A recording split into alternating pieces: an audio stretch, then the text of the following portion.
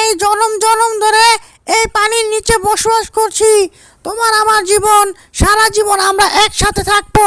কোনোদিন তুমি আমাকে ছেড়ে যাবে না, আর আমি তোমাকে ছেড়ে যাব না। এটা আমার জীবনের ওয়াদা। আমরা সারা জীবন একসাথে থাকতে চাই।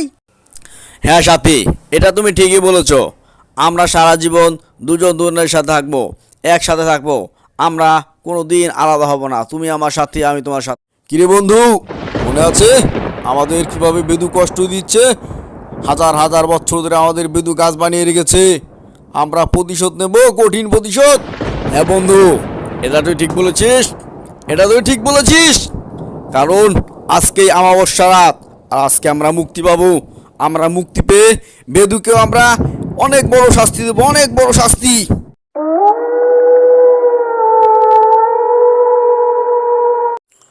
তাবজিং ভাই, আজকে আমরা ছুটেছি, আজকে আমরা বেদুকে মারবো, বেদুকে এক্ষুনি আমরা ওকে মেরে ফেলবো।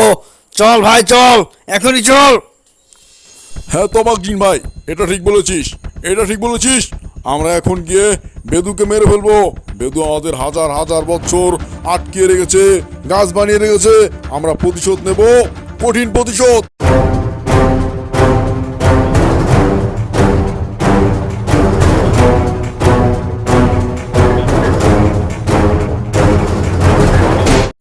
কিরে বেদু, আমাদের হাজার হাজার বছর গাছ বানিয়ে রেখে এখানে তুই জলপরীর সাথে প্রেম করছিস? বানিয়েছি আবার কি?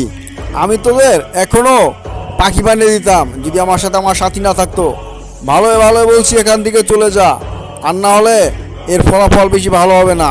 তোরা তো আমার শক্তি সম্বন্ধে জানিসই, আমি তোদের সময় দিচ্ছি, পালা পালা তোরা। শাল আর বেদু, তুই আমাদের দুই ভাগে পাখি বানাবি? আমরাই তোকে পাখি বানিয়ে দেবো। এমন পাখি বানিয়ে দেবো যে পাখি 7 দিনের ভিতরে মরে যাবে, আর সেটা সোনার পাখিতে পরিণত হবে। দেখুন, আপনাদের কোথাও ভুল হচ্ছে। ওর নাম বেদু না, ওর নাম হলো গিয়া জিসান। আর ও আমার সাথী, ও আমার সাথে জনম জনম পানির নিচে ছিল। ও আপনাদের কোনো শত্রু না, ওকে মাফ করে দিন।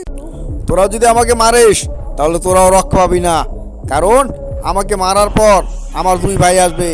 আমার এক ভাইয়ের নাম আদান, আর এক ভাইয়ের নাম সিদান। দুই ভাই হচ্ছে জিনের বাদশা।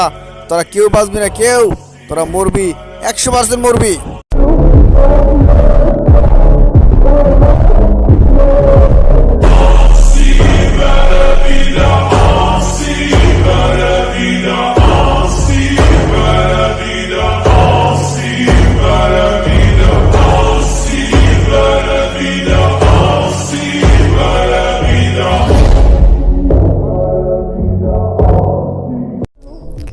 জলপরি, তুমি আমার ভাইদের কাছে যাও। আমার ভাইদের কাছে গিয়ে আমার এই দুর্দশার কথা বলো। আমি আর এই কষ্ট সহ্য করতে পারছি না। এখনই তুমি তাড়াতাড়ি যাও।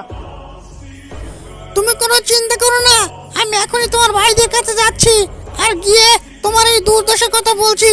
তুমি ভালো হয়ে যাবে, এবং ওই দুষ্ট শয়তানদের তোমার ভাইরা এসে শাস্তি দেবে। তুমি কোনো চিন্তা করো না, আমি এখনই যাচ্ছি।